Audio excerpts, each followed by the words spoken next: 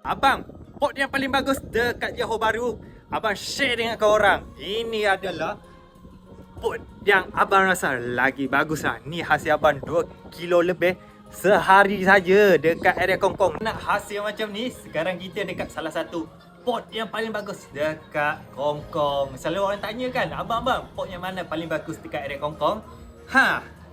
Ni dia. Kalau nak dapat ni, banyak lagi ni. 2 kilo lebih dalam sehari. Ni abang rasa pot yang paling bagus dekat area Kongkong hujung tahun ini.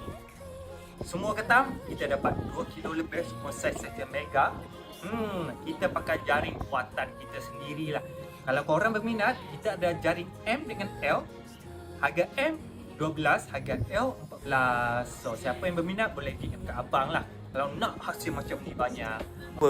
Datang rakit pekan, bawa jaring, confirm banyak hasil.